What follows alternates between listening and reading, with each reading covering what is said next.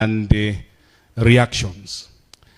So, welcome this evening from Salima, where we are tonight.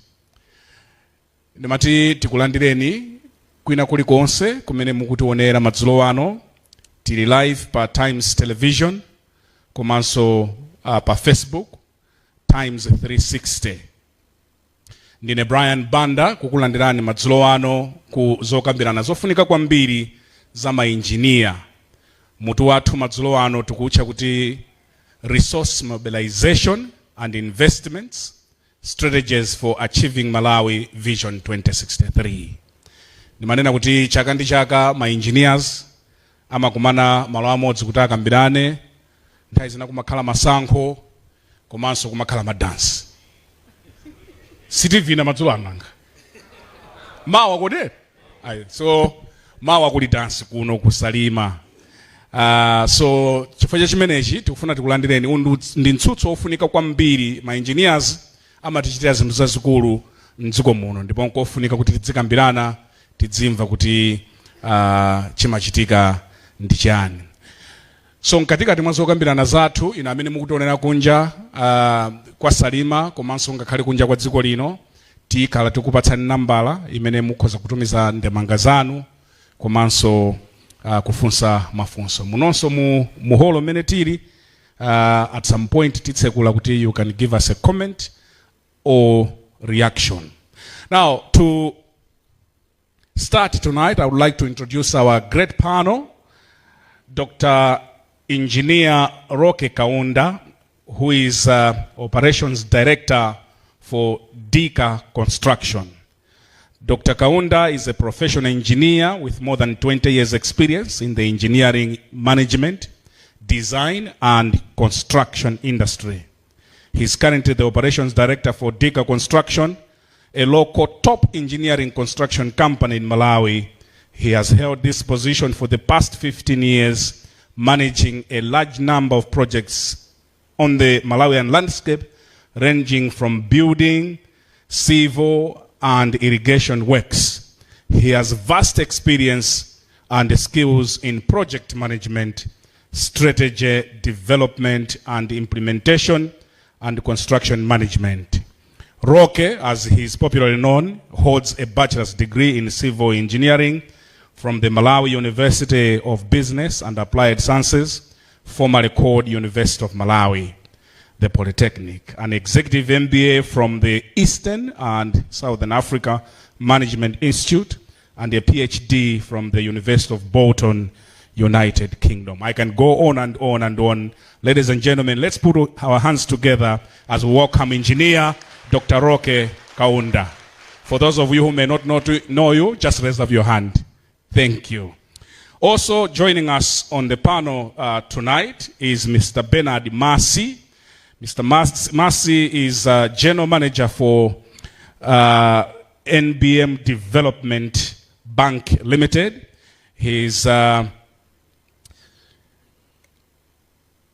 The bank is licensed by the Reserve Bank of Malawi and the wholly owned subsidiary of National Bank Malawi PLC, a position he has held since 1st January 2022. NBM Development Bank Limited is involved in the financing of various high-impact projects in Malawi. He holds a master's degree in business administration, MBA, with merit from Norwich Business School, University of East Anglia in the UK. He's a fellow of the Association of Chartered Certified Accountants UK, member of the Institute of Chartered Accountants in Malawi, an affiliate of the Institute of Consulting UK, holder of bachelor's degree in social sciences, majoring in economics. I can also go on and on and on. Ladies and gentlemen, let's welcome Mr. Bernard Massey tonight. For those of you who may not know you, just raise up your hand, sir. Thank you very much. Also joining us on the panel tonight is Ms. Stella Senti, Director of Optic Fiber Communications in ESCOM. She's an executive with more than 20 years of practical hands-on experience in telecoms industry, seizing opportunities and conceptualizing ideas, possessing a broad portfolio of skills for business turnaround. She holds a Bachelor of Science degree in Electrical Engineering from the University of Malawi, now MUBAS, and Master of Sciences in Telecommunications Management from the University of Bedfordshire in UK. Currently works as Director of Optic Fiber Communications in ESCOM. Ladies and gentlemen, let's put our hands together as we welcome Ms. Stella Senti.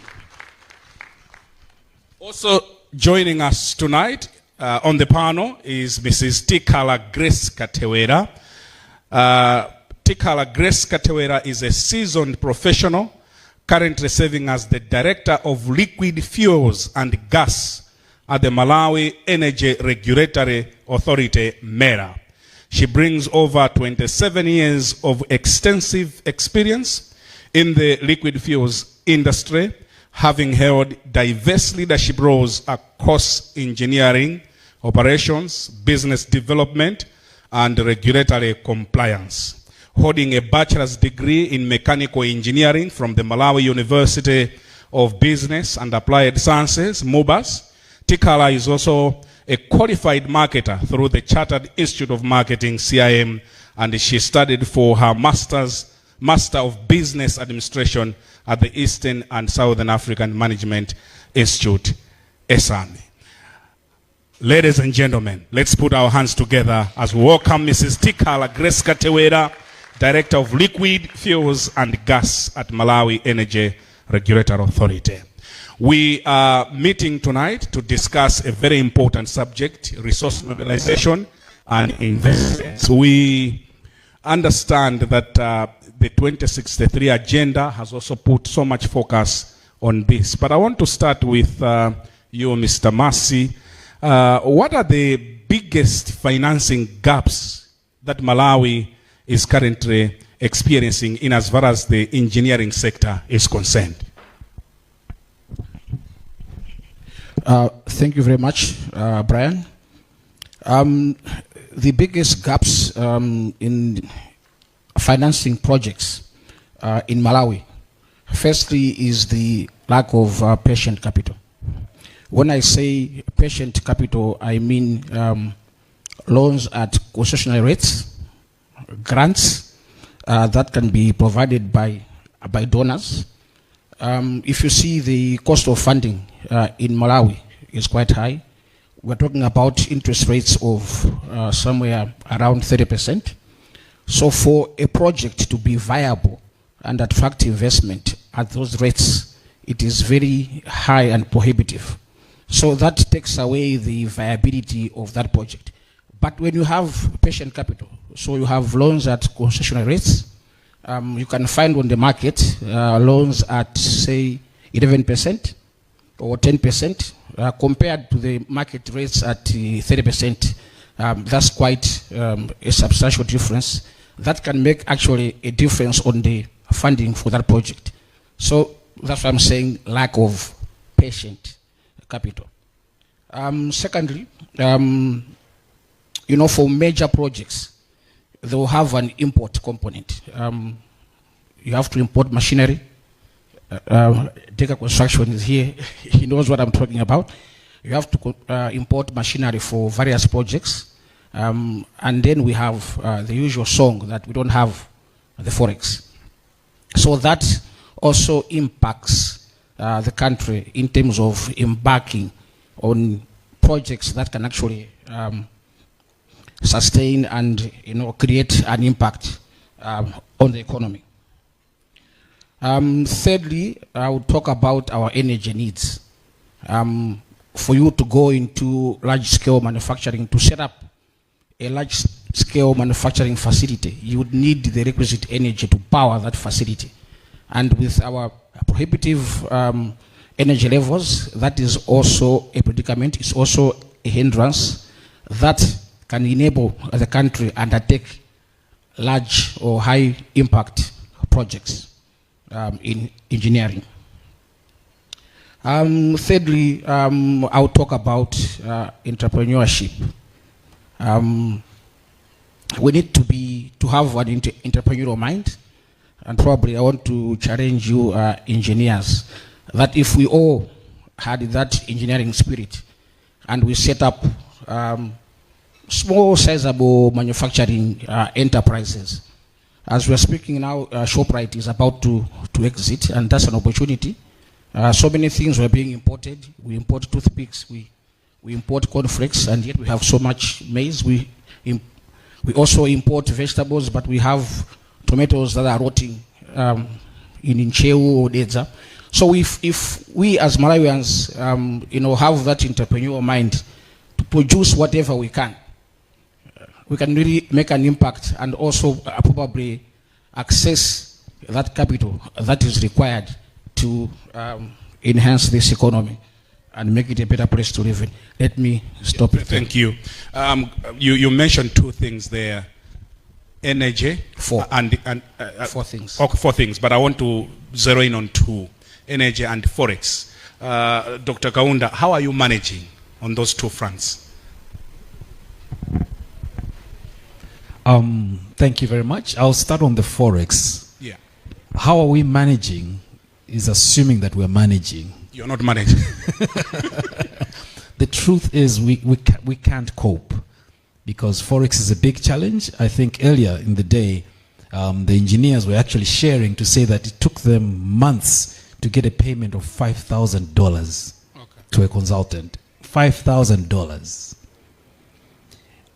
In our case, if we go back to the past 2-3 years, it's been bad. We've gone the route of optional contracts. Optional contracts, you would know, where we negotiate with banks and they assure you to give you forex at a certain window. Even now, those optional contracts are dead. So literally, it's bad. So to answer your question, how are we managing? I wish we were managing. Okay, but coming back to my earlier question, how do we achieve the 2063 agenda in as far as the engineering sector is concerned? The same question I asked Mr. Massey. We really need to rethink our strategies and look at our setup critically, because the financing gap, as my colleague has been sharing, is really big. Malawi as a nation, our needs for 2063 are massive. For us to achieve that vision, we must do massive infrastructure projects. But that becomes a huge challenge if there is this financing gap. I know the banks, I've been chatting with colleagues from the bank, and one banker once said to me that they have got a lot of money just sitting and they don't know what to do with it. Which money are you talking about? Banks. Okay. Banks in general. In Kwacha. In Kwacha, yes. Okay. Yes. But you see, the challenge is what he has shared, to say that the cost of doing business in Malawi is very high. Until, as a nation, we come up with strategies that use the patient funds that he's talking about, interest rates are dropped, where maybe we come up with the concept of a development bank, where we as locals can borrow money at low interest rates, that will automatically drop the cost of projects. But right now the cost of projects is going high because there's so many factors we have to put in. So the cost of borrowing is number one. Yeah. Because of the high cost of borrowing, there's a high cost of the project. Number two, the lack of forex and everything else. To be honest with you, even in this scenario of lack of forex, we still have to find a way. And the black market or the parallel market would be the solution. But that comes with an impact on the cost of the actual project. To those who may want to appreciate, how big is the forex issue as we speak today? On a scale of 1 to 10? The scale is yours. I would put it because you mentioned that even to pay $5,000 is becoming a challenge. It's a challenge, yeah, so yes. There are policy makers watching us tonight. Yes. I would want them to appreciate the challenges that you are facing. Can you paint a picture? How big a problem is this one? It's a massive problem. On a scale of 1 to 10, I would put it at 8. 8? Yes. Okay. Thank you. Let's quickly come back to Mera. Madam Katewera, the engineers are talking of challenges of energy. How do we achieve? Yes. How do we achieve 2063 agenda when we don't have enough energy as a country? Thank you very much, Brian. Indeed, when you look at 2063 agenda, we're looking at agriculture commercialization, which requires energy, it requires engineering. We're looking at industrialization, again, that is requiring energy, still engineering being at the hub of it, and urbanization.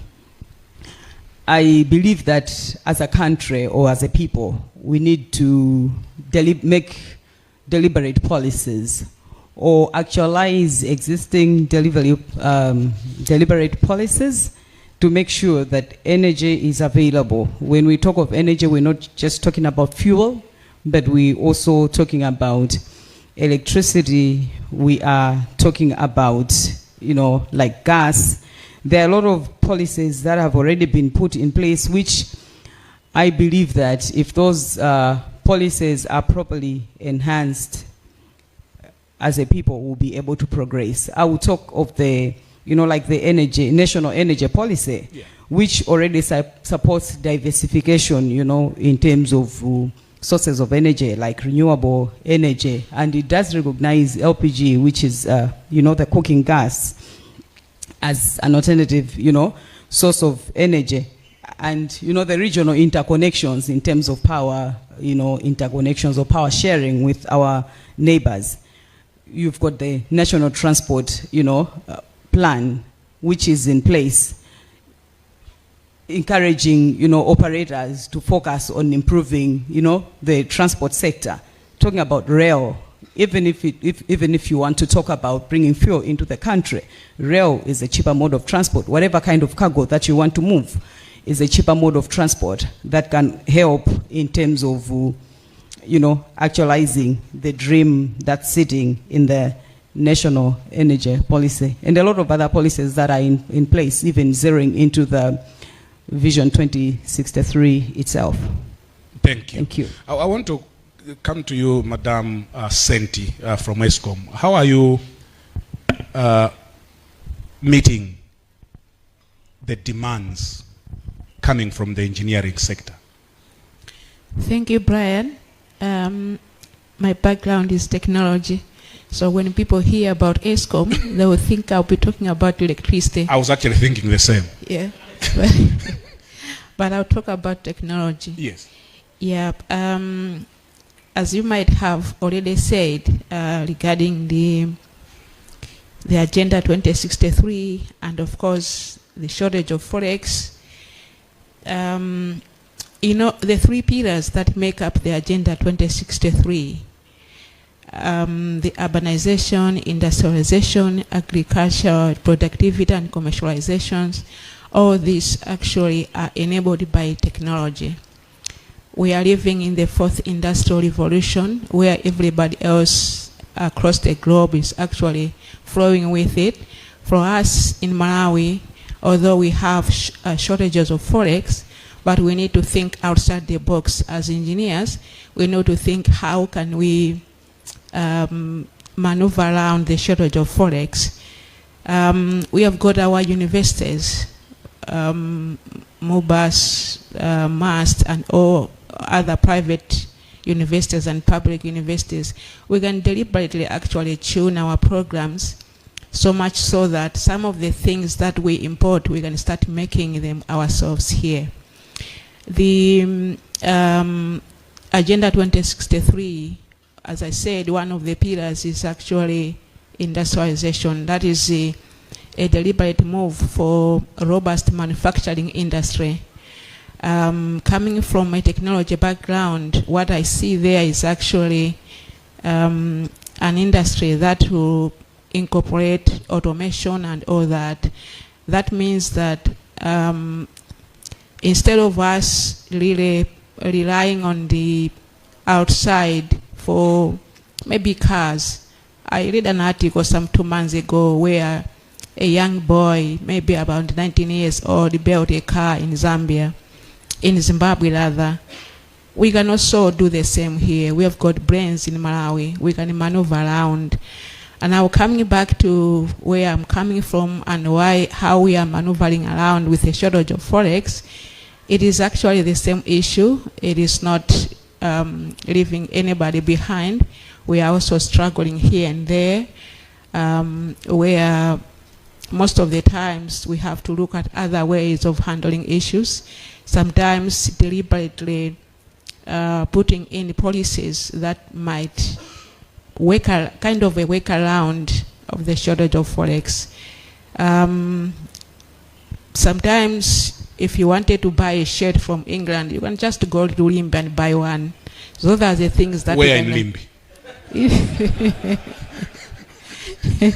Because it also depends on where you're buying the shirt. Yes, there's a slogan which says best buy Malawi. Okay. I think it's time that we embrace that and start using our own resources in Malawi.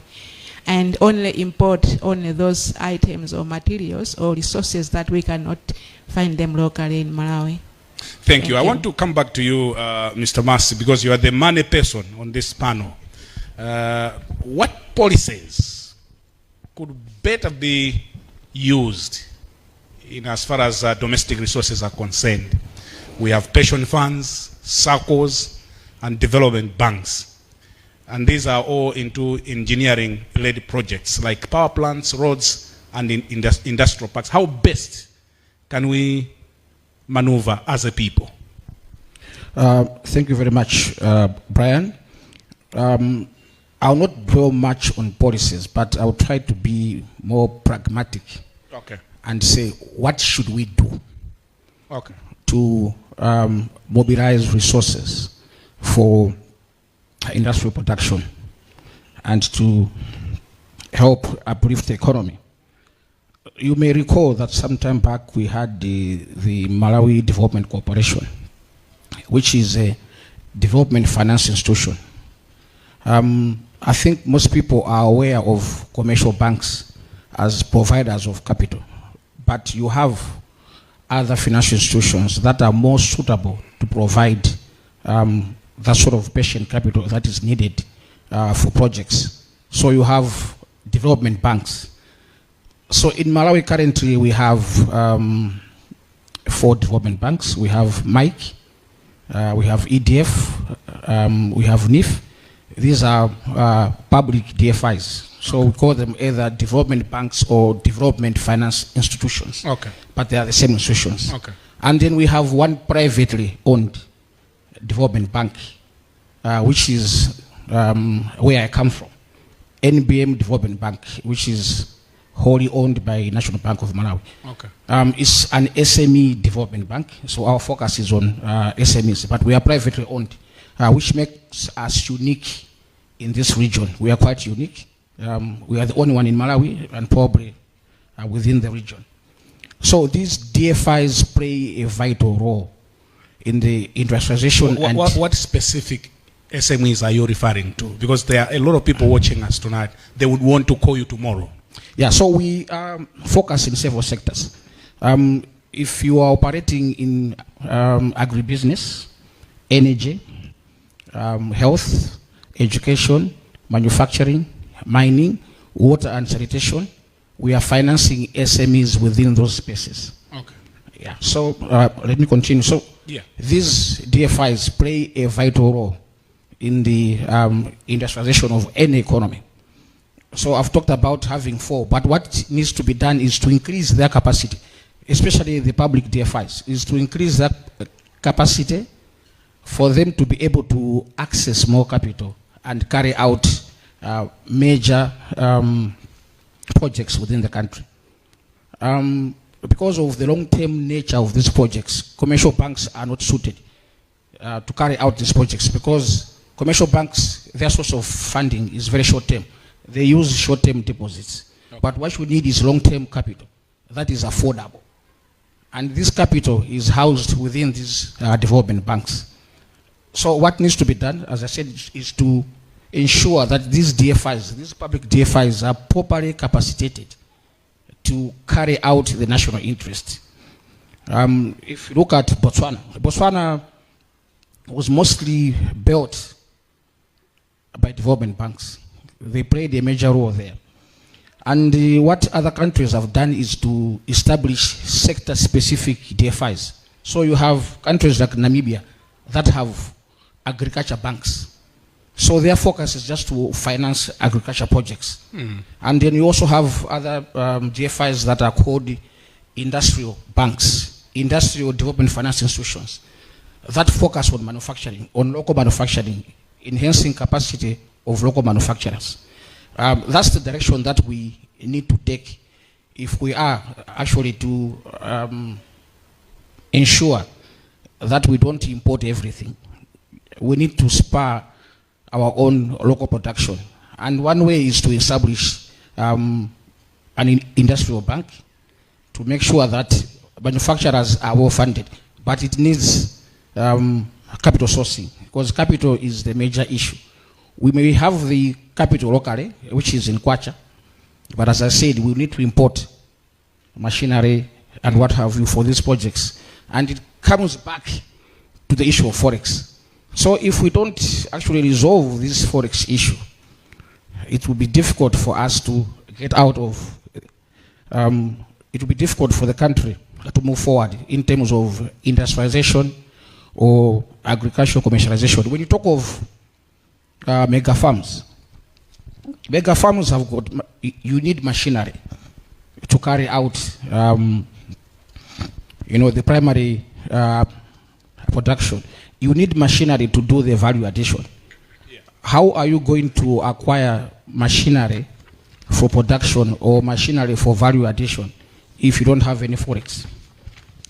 So we need that starter pack of Forex to import machinery and then establish mega farms. And then secondly, we also need incentives, especially for the private sector, to fund such projects. For example, there can be incentives provided to commercial banks to spur local production. Maybe I'll talk about tax incentives, or it could be the Reserve Bank providing other incentives for commercial banks to fund local manufacturing, to put in more resources into local production. So such incentives can also help to ensure that domestic resources are properly utilized. Thank you. I'll come back to you, Mr. Masi, in a moment. But you are talking about incentives. How can we incentivize local contractors? I want to hear from you, Mr. Contractor, Engineer Kaunda. How can we incentivize local contractors, engineering firms, and innovators to mobilize capital and invest in Malawi's infrastructure development?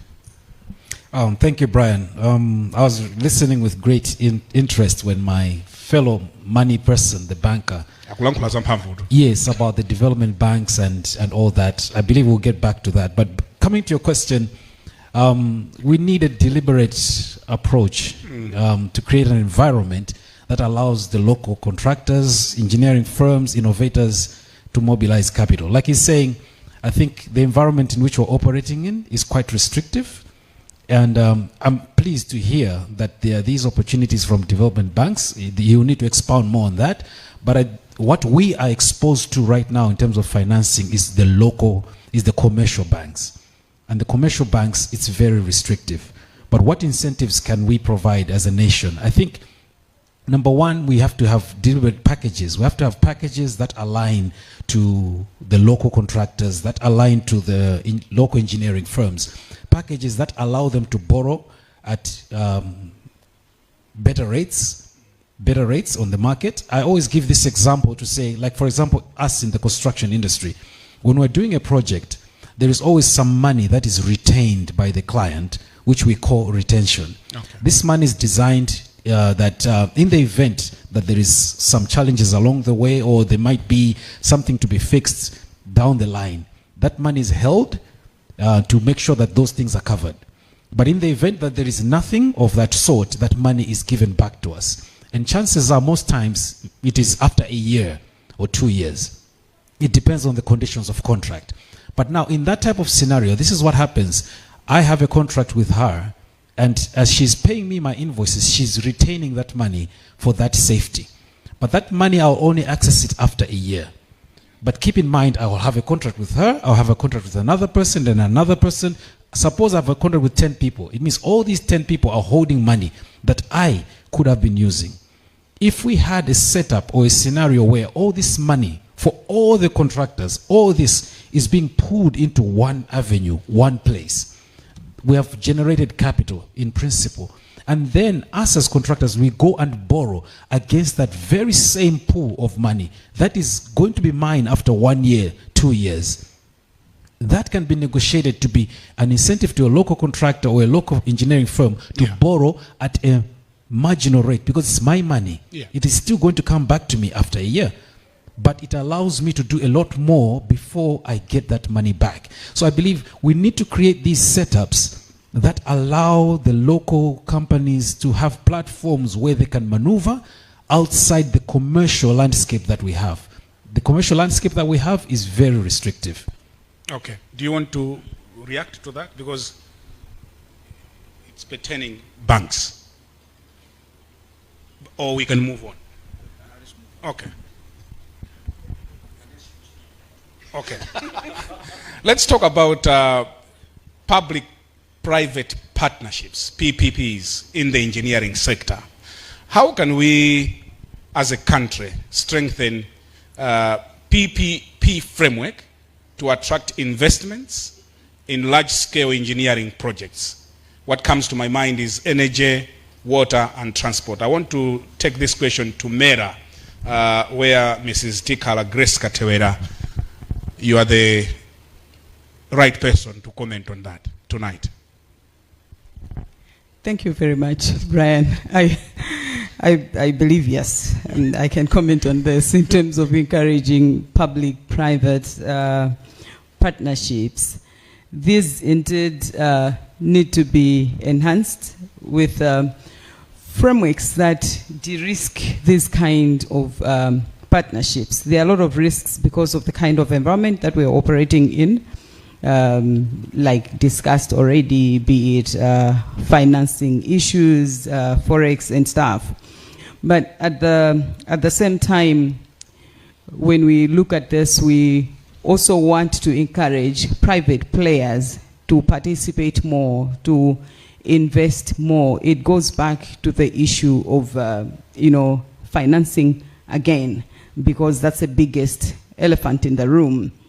So it goes back to the issue of financing. Yes, we're seeing most of the projects being financed by, the public sector, or indeed donors with minimal contribution from the private sector.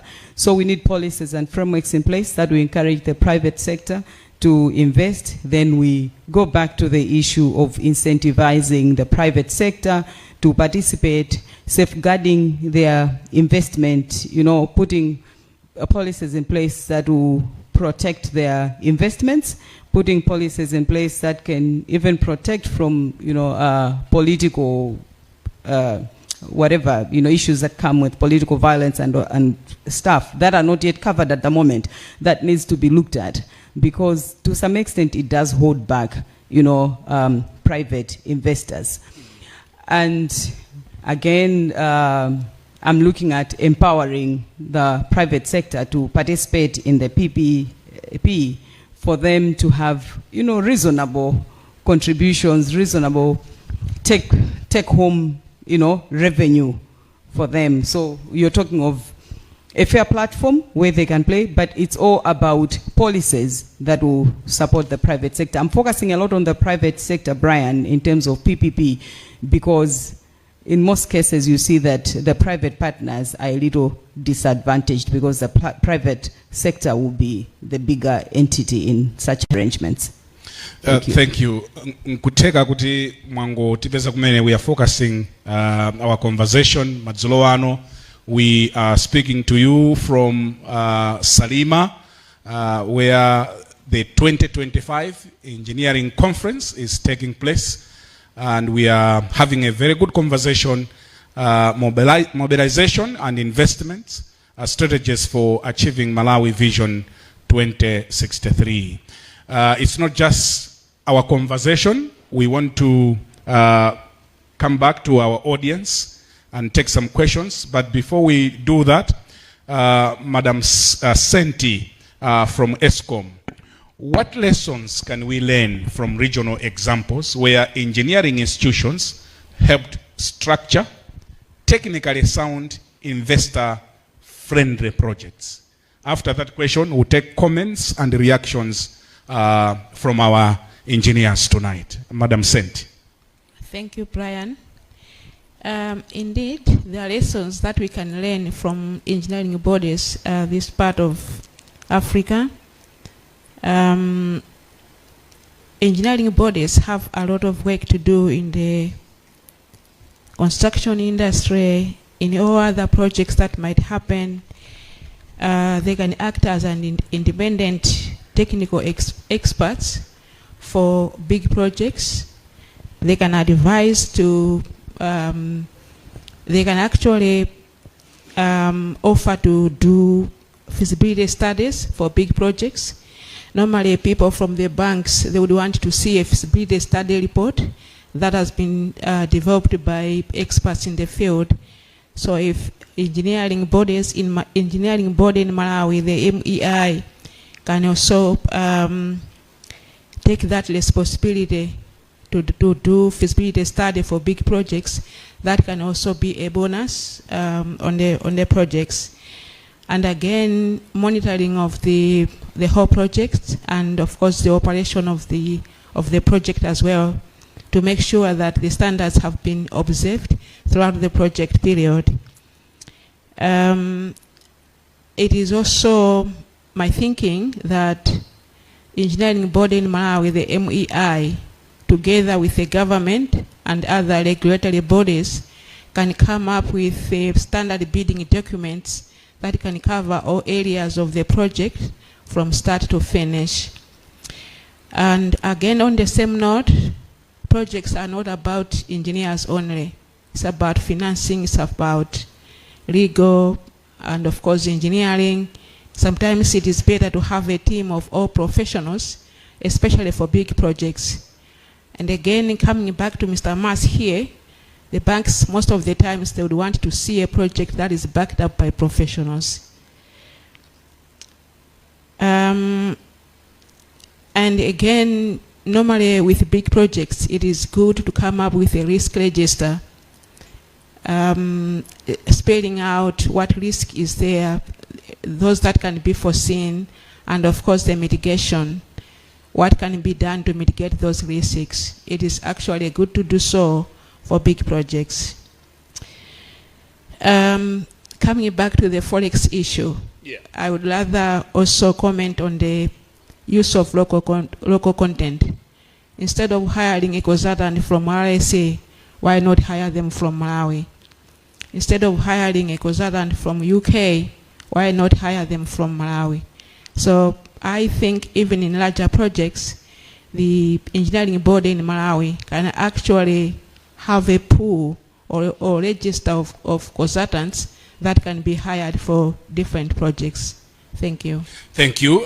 In case you would want to send us a question on the, those of you who are watching us tonight, the number is 09885-22800. 09885-22800. You can send your question, reaction to that number, and we'll ask the panel to answer your questions. Let's take some comments. We have done the first half of our conversation. Let's take some comments, reaction, whether you agree or disagree. It's also allowed. We'll take 3 comments. Any takers? Comments, reaction this far? There is a hand there. Yes, sir, I recognize you. You are the second one. Let's take 3 comments. Yes, and you, sir, thank you. Please introduce yourself, and if it's possible, tell us where you are working. All right, good evening, everyone. If you may stand, please. Yes. My name is Wiseman Chitimbe. I'm a registered graduate civil engineer. I'm currently with Blantyre Water Board. So my question is directed to Mr. Masi. Thank you for bringing to light about the DFIs. And also, Engineer Kaunda talked about the development banks being essential. But then the question mainly lies on the viability of a state-backed DFI to fund large-scale infrastructure projects. I'm looking at it from a perspective that our neighbors in Tanzania, they just completed the John Magufuli Bridge, and it took them 5 years, but the funding was internal. They didn't have any external donors. So with our current economic state, what's the viability of this state-backed DFIs to fund a massive project like that? Thank you. Thank you. Let's have the microphone this side.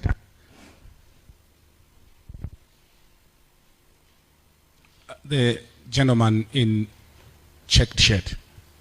This side.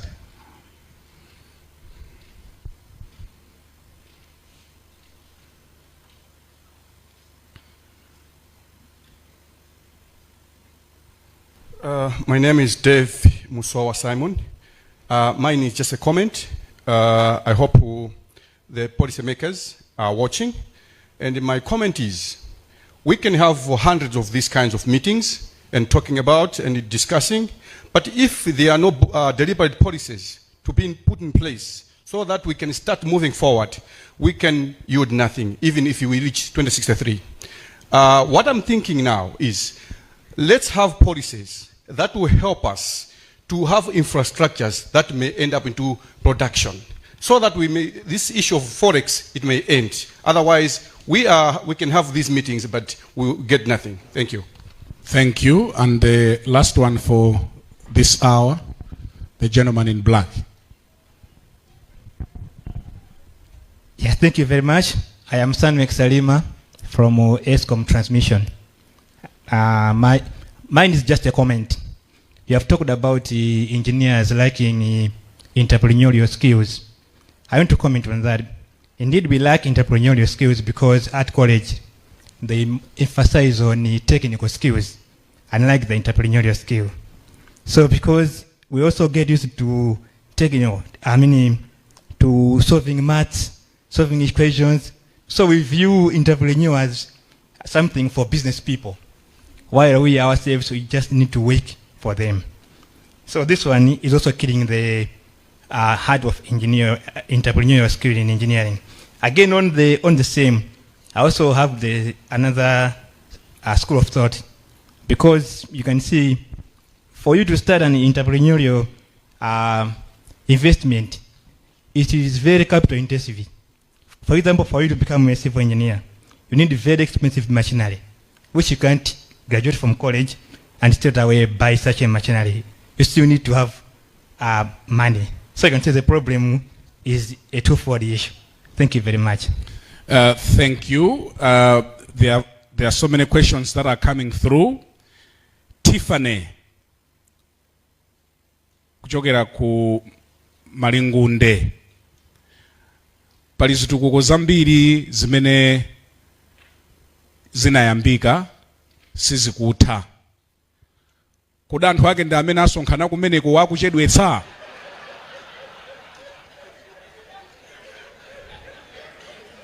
Tiffany from Malingunde. Ndinu muchedwetsa mabridge.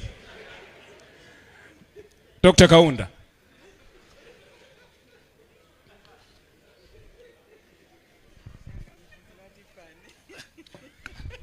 Allow me to answer Tiffany from Malingunde. Tiffany from Malingunde ndesera kwa kanchichewa. Poti fusula bula nchichewa. Koda amene tikuchedwetsa zinthu ndamene tili kunofe. Yeah. Ayi. Ndi ankachoncho. Pali air ndi ayi. Ayi ponena kuti chimene ndingathe kuwaunikira nchonena kuti chinthu chimodzi chimene chikuti vuta ngati dziko ndikunena kuti sitikhala tikudziwa chenicheni chimene tikufuna pa nthawi yake yoyenerera. Mapeto ake timapeza kuti tayamba zinthu zambirimbiri zosagwirizana ndi thumba lathu mene ilili. Timashosha ndewu zambiri thumbamo zosagwirizana. Tikuyenera kuti tizafike pa mlingoni na kuti tidule nzere pakati pa ndale ndi chitukuko. Chitukuko chikhale chitukuko. Ngati dziko tigwirizane kunena kuti agenda yathu ya chitukuko ndi iyi ndipo tiyende chonchi. Yeah. Koma tikalowesapo ndale imafuna kunena kuti kuna kulikonse kuoneke kuti kukuchitika kanthu. Tikambopanga choncho timapeza kuti ndi thumba sizikugwirizana. Ndiye mapeto ake imapeza kuti ntchito zija sizikuyenda. Fa ntchito iliyonse kuti iyende kumale kuno kuti nene moona mtima ndi ndalama. Ifeyo ngati maengineer sitingagwire ntchito popanda ndalama. Makontractor sitingagwire ntchito popanda ndalama. Tikagwira ntchito tilipiridwe. Apo B tiwena tikabwereke. Ndikabwereka bwanji pa 30 chakuti percent kwa bwanawo. Yeah, I think funso lokuti tingwerekeza bridge kaya ndi nsewu. Role ya engineer mwina anthu samamvetsetsa nditi because that's why akunena kuti kodi ndinuyo mukuti chedwetsa because anthu amamva kuti nsewu wakuti wapatsidwa ndalama. Pali zitukuko for example Mombera University yapatsidwa ndalama ndi zina zote. I'm just giving an example. Okay. So anthu achina tifanewa amamva zimene zozo kuti ndalama zaperekedwa. So akuchedwetsa ndi ndani? Chabwino tiunikire motere kuti akanena kuti nsewu kuti kapena project akuti tayipatsa ndalama. Kawiri akamayankhula choncho chimakhala ndalama za mu budget. Budget ndi kuti kupereka ndalama ku project kuti munthu akugwira ntchito ndi zinthu ziwiri zosiyana. Okay. Apereka ndalama mu budget. Ife timagwira ntchito, tikagwira ntchito timalipiridwa pa ntchito imene tagwirayo. Ndiye chimachitika nchiona kuti pa nthawi imene mukugwira ntchito, inu mwagwira ntchito koma ndalama sikutani, sikubwera kwa inu, sikulipiridwa. Ndi pamene ntchito ije mapanga safa. Koma ndalama mu budget zinayikidwamo. Kwinako ine sindingayankhireko nanga si ndi kwa budget. Okay. Yeah. So ndizotheka kuzika ndalama mu budget inu nkukagwira ntchito koma osalandira. Ndipo ndi zimene zimachitika. Ndi zimapita kuti ndalamazo ayankha budget yo.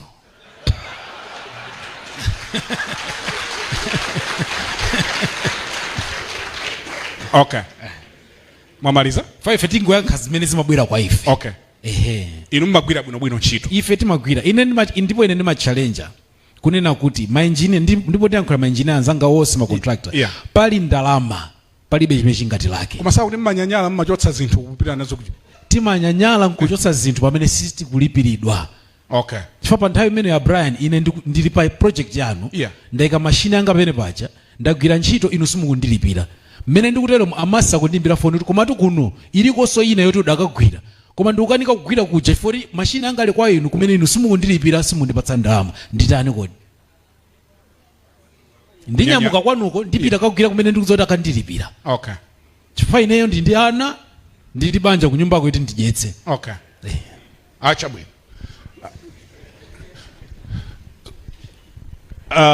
Amasi, I think there were some ndizotheka to do a project out ku Tanzania kwa mangidwa bridge popanda madola. Smart locally resourced funds. Yeah, I think what he meant is locally yes. available resources. Yes. We are not sure whether they imported some of the materials or not, but we'll just take it as if the bridge was built using locally available resources. Yes. That is also available here. We have the local resources, but the resources may not be adequate and the right type of resources to undertake long-term projects. Because, as I said, building a bridge or a big bridge is a long-term project. Okay. And then, as I said, you need funding that is aligned on the long term. You cannot use short-term funds to finance long-term projects. So that's why I said you cannot use depositors' money, because commercial banks have got depositors' money that are demand deposits that are short-term. So that's why I talked about DFIs. DFIs have got a different funding model whereby mostly they have long-term capital. So the capital in Malawi is available, but to what extent? What sort of projects can we undertake using local resources? And there's also a model in banking that's called syndication. You don't have to do it yourself. There's collaboration. Banks can co-fund projects. So EDF, Mike, even ourselves, can pull resources together and fund a big project, because probably one institution may not have all the resources to undertake that project. But what we face here in Malawi, as I've said, is we always have something to import. I'm sure if we're building a bridge, I am not an engineer, disclaimer. I'm sure if we are to build a bridge, we need to import some steel. So we cannot import steel using Malawi kwacha. We need Forex to import the steel. So if there's that challenge, how are we going to build that bridge? So that is the major problem that we may have. I may not know in Tanzania what happened, whether they make steel locally or steel is locally available, and then they were able to construct that bridge purely using local resources. But here, as we know, if we can import toothpicks, surely we need to import steel to construct that bridge. But in terms of the kwacha resources, we can pull resources together, we as DFIs, and put into a project and make it go live. But the issue is to what magnitude, to what extent. But it's possible. There were 3 interventions that we received. I don't know if any member of the panel would want to respond or we proceed. Others were just comments. I think one was a question. Dr. Kaunda.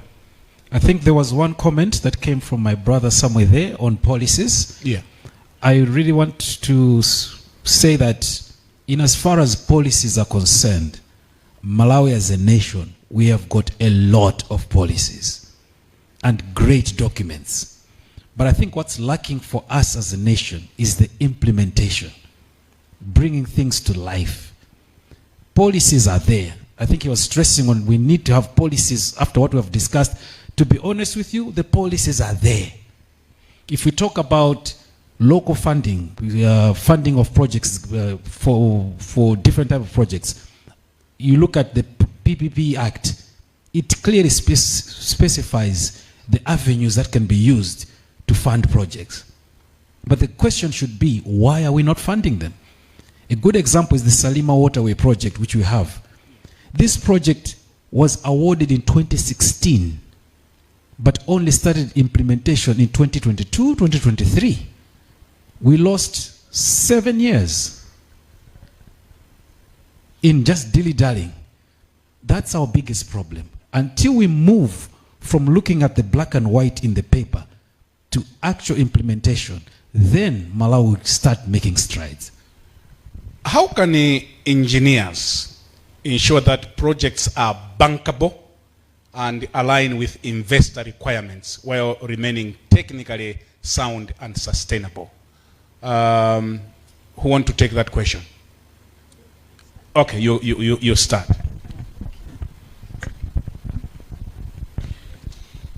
Thanks, Brian. I'll start. A bankable project must have proper documentation. I'll talk about feasibility study paper that talks about the viability of the project.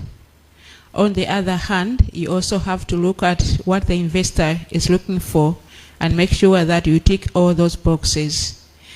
The project also must have a list of professionals available for the project. And again, the project must also have a risk register that speaks to all the dangers that you have foreseen and, of course, mitigation measures. Brian, let others finish. Okay, yes, Mr. Mas. Thank you, Brian. For big projects, before banks can come in, what they need to see are feasibility studies. So you have, first of all, a technical feasibility study, and you also have a financial feasibility study. After the engineers come in and put together that technical feasibility study, then the numbers have to come in through a financial feasibility study. So engineers are actually required for them to have an input into that feasibility study. Sometimes we as banks, we may require an engineer's report. To give you a practical example, we are NBM Development Bank is funding an organic fertilizer manufacturing plant. We are doing a syndication with the Export Development Fund in Blantyre. So this is a highly engineering project because it's got heavy machinery. The machinery is very heavy. And we needed an engineer's report just to confirm that that machine can actually run and produce the fertilizer, the organic fertilizer that we're talking about, because we as banks, we don't have that expertise. So we specifically requested for an engineer's report. And for such projects, yes, indeed, engineers play a very significant role. Thank you. I don't know if you want to comment on the same, Mrs. Katewera, but also, as you're commenting on that one, what engineering subsectors, energy, manufacturing, ICT, transport, or housing, should be prioritized to maximize Vision 2063? Thank you very much, Brian. Let me just comment on the earlier question in terms of bankability of projects. Yes. Maybe one thing that as engineers we must always look at is to be able to integrate sustainability in our projects. That's a social factor.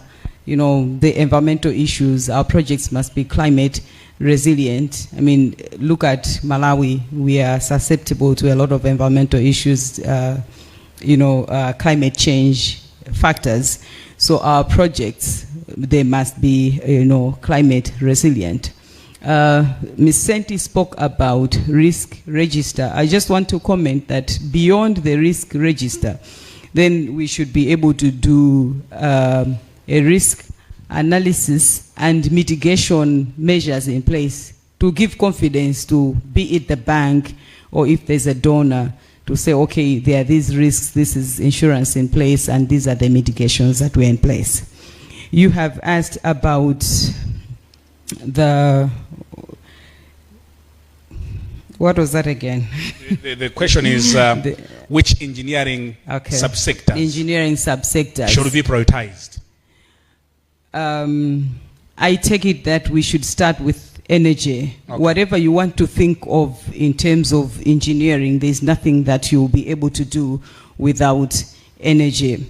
And yes, transport, because there's need for mobility.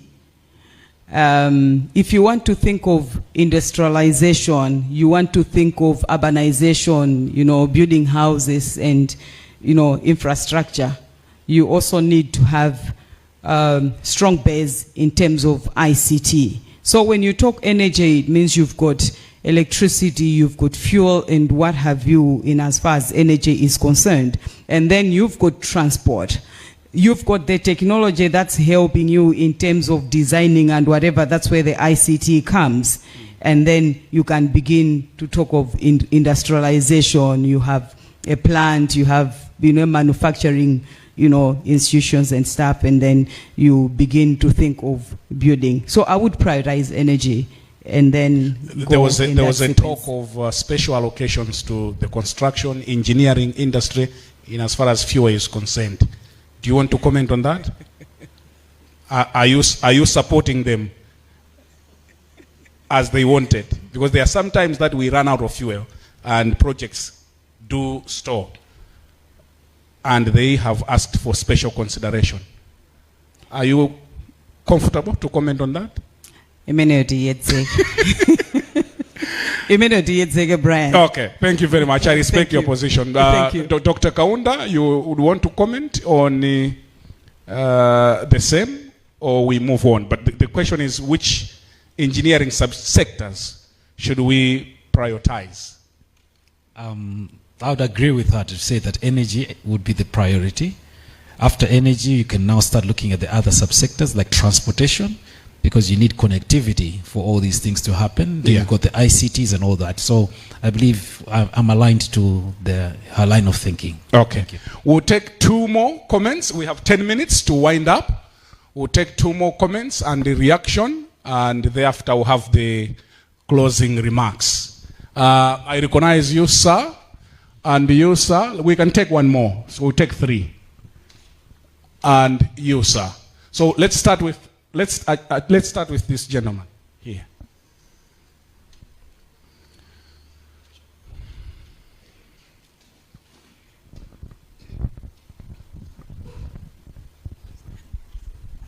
Sekomo Brad, so I'm Lovemo Banda from Alliance One. Mundole ndifuse chichewa. Tikatengera in the 1970s and 80s. And that how South Africa arandivuto kuti maka amadala kwambiri imported oil kapena petroleum or fuel. So because of my sanctions, my companies anasiya kwapatsa oil. So which means they had a challenge in terms of the energy part. So SASO inagwirisa technology yaku Germany, in which they were burning the coal kupanga produce the petroleum which they needed. Now we have seen Takanma comments about Forex. What should we do now? What are the low hanging fruits? I mean, coming from here, because of it as engineers, we are doing this because we don't have Forex. Otherwise, we have to go kukamba without having the solutions. So maybe the panel would it hand to brainstorm what are the low hanging fruits. Zeko. Thank you. Yes, at the back there, and there was another hand this side. Whilst we are waiting for the microphone, we have received a number of text messages. I'm Dayton Ganiza here at Area 49, Best Oil Station. My question is, what roles are these engineers doing to help in reinforcing and mitigating natural hazards, apart from controlling deforestation by encouraging people to be using cement blocks than bent bricks? What is their emphasis? The second one, I'm Chris. I would like to understand the role Malawian engineers are doing or forecasting on the Cassia rutile chunk, which is a large source of forex, which is scarce at the moment and has no immediate solution. Lonjezo Bingason. On local capacity development, we have seen a lot of Chinese companies and other foreign companies coming to Malawi to do some works and investments that could be locally done. How can Malawi Engineering Institution develop local capacity in engineering and infrastructure development to reduce reliance on foreign expertise and promote economic growth in Malawi? We'll come to those questions in a moment, but let's hear from one of our engineers tonight. Yes, sir. Yeah, thank you very much. My name is Charles Juwambo. I run a local firm, Site Engineering. I think there have been some very good discussions tonight. I think the whole purpose of this conference was to ensure that the team in finance and the team in the engineering side have open and honest conversations about the opportunities that are available in Malawi and beyond in terms of resolving some of the issues that we have locally. So my question is going to be a bit broad in the sense that from Bernard's side, in terms of mobilization of resources and financing, you mentioned that there's a couple of DFIs, and then we also know that there's pension fund. I think pension funds talk about trillions of kwacha that are available from some of the facilities that they have that they've been raising over the years. And then you can see that there's a gap between the amount of money that's being raised on the finance side and the amount of money that is required on the engineering side. So if you look at some of the projects that maybe Rocky will be talking about, some of these pension funds can obviously provide that financing. And then in terms of de-risking those investments, how is it that the teams that are sitting with the financing are working with the engineering sector to ensure that you talk to each other? You say, okay, there's a lot of things that you need to import to make sure that your project works. But the question is, have you spoken to the engineers to say, if we give you the cash, do you have strategies to de-risk some of these issues that we are seeing from the finance side? So this, I think is one of the reasons that we had this conversation from the organizing committee to ensure that some of these things are spoken about early on. And I think one of the last questions that we got was on capacity building and how the country is working towards mitigating some of these risks from building capacity, which is our second sub-theme. And then, so from finance side, are you also trying to fund that tunnel? Because this money has been built up over a long period of time. Can you provide financing in terms of trying to build that capacity to ensure that local institutions or local individuals can then minimize the risk of having to import those things, so you bring down that forex risk over time instead of trying to look at short-term solutions? Thank you. Thank you. I think there was one more here, or we proceed? Yes, I remember you, sir. Let's finish with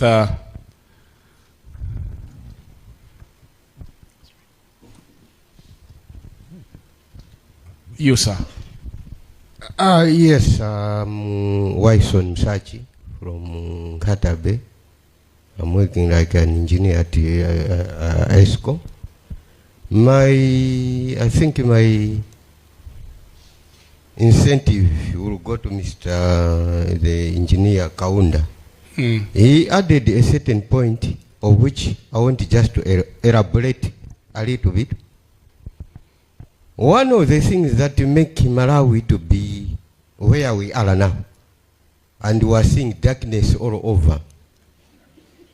We have been at independence now, it's about 61 years, which I would say that if you were to look at things, they are not the way they are.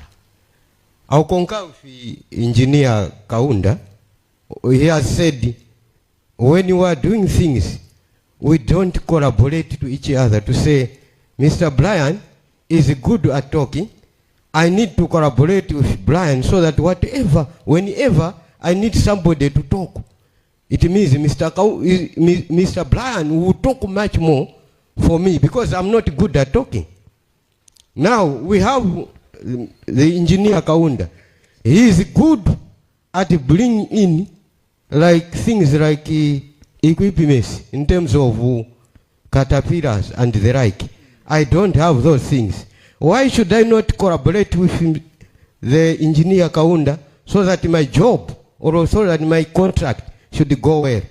You will find that Malawi, now as I'm talking, if you are not in government, you can't get a project. Are we aiming to improve Malawi? Why not?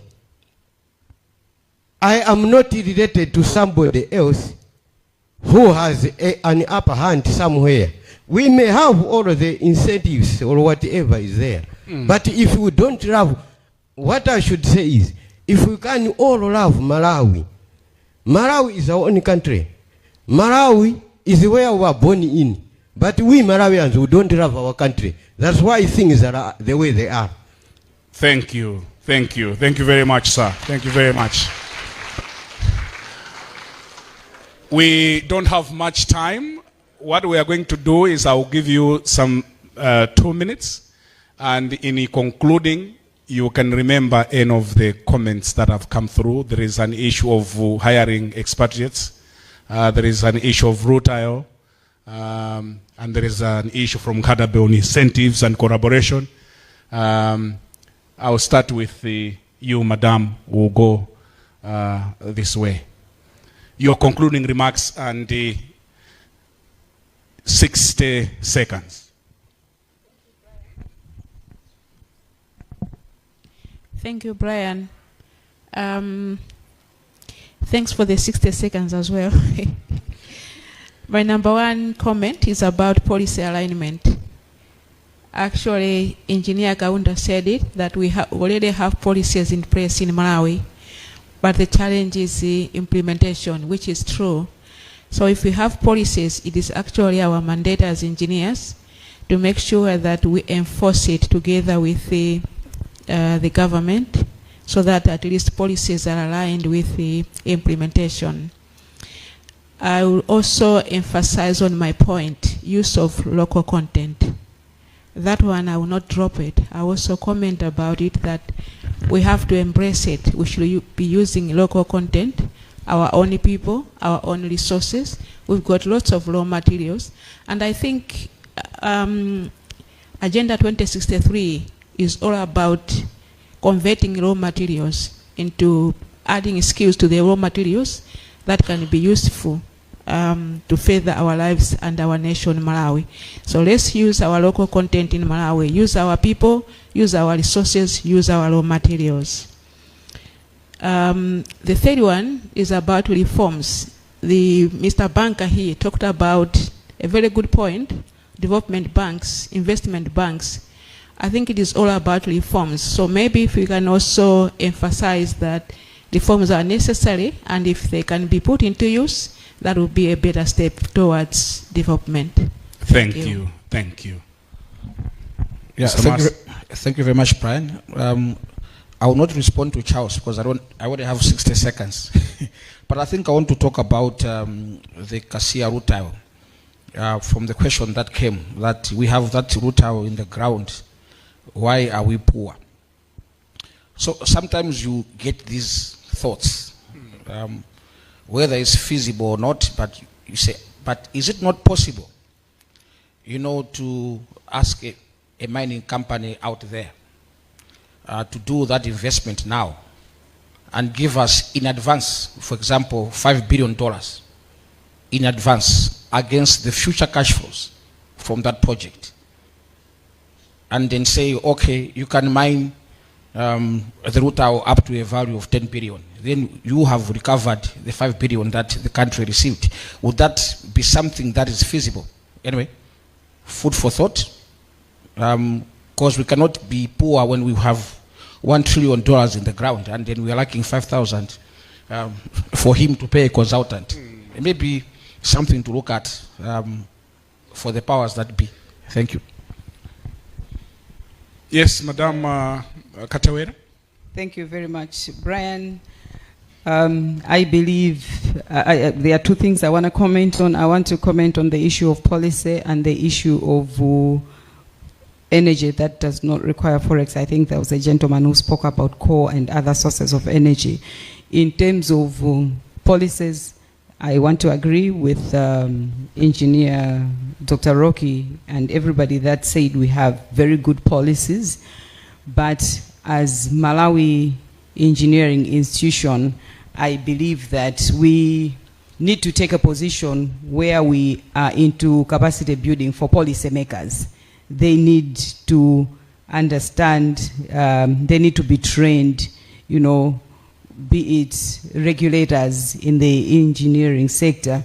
They also need to be trained to understand capacity building is key for Malawi Engineering Institution. I believe that's a role that we need to take up. In terms of the sources of energy that do not require forex, which I believe that would help us save on the forex and also have the energy that we require, we have ethanol in the country. I know it's a technology that's still being worked on, but ethanol performs just as good as petrol. The still tests being conducted, but I believe that we're going into a solution. We have biodiesel, which is also locally, produced, which can effectively work, like diesel. For gas, we're struggling with LPG. I know it's also because of the forex situation. There are efforts being put in to make sure that the LPG is available. In terms of that, we have biogas from cattle dung and whatever that we have, which there are frameworks in place there are things being done to make sure that it's of use. So these are things that, as a people, we must open our minds to and be ready to adopt. Thank you. Thank you. Dr. Kaunda? Thank you, Brian. 60 seconds is too little, but we have to wrap up. I think the bottom line is we really need to embrace mindset change. I think when we look at the Vision 2063, mindset change is there. And one member was asking about what are the low-hanging fruits that we can be discussing. What I can simply say is for all of us within our respective disciplines as engineers, civil, mechanical, electrical, ICT, you name it, we all need to critically look at the various sectors and find what can we substitute with a local resource. We really need to look at that. We need to look at what can we cut off from Forex and bring it to the local content. That's something very important. But another thing which I need to stress on is, I've been reading most of the documents. There's the Import and Export Act, and in that act they specify that there should be a center, an import and export center in Malawi. And if you look at the composition of the center, engineering is not at the table. There's economists, marketing, finance, but there's no engineering. And if you look at many policy entities, engineering is not at the table. We find ourselves at a scenario where we have to firefight when things have already been done, grants have been signed, and then we have to react. If we want engineers, if we want companies not to come with foreigners, someone mentioned the Chinese, we should be at the table sitting and signing that grant with the Chinese aid, which we will specify to say local engineers will do the job. Thank you. Well, on that note, we conclude our conversation tonight from the Lakeshore District of Salima. We were focusing on resource mobilization and investment, strategies for achieving Malawi Vision 2063. And in this discussion, I was honored to have Mrs. Tikala Grace Katewera, Director of Liquid Fuels and Gas at Malawi Energy Regulatory Authority, MERA. We were also joined tonight by Ms. Stella Senti, Director of Optic Fiber at Director of Optic Fiber Communications in ESCOM. Also on the panel tonight, Mr. Bernard Massey, General Manager for NBM Development Bank Limited.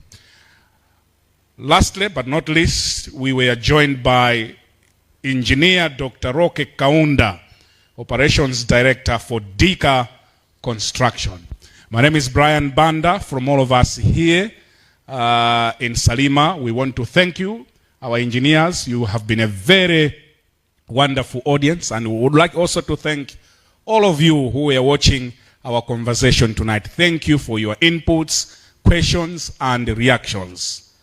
Let's give a final round of applause to me and our panel tonight.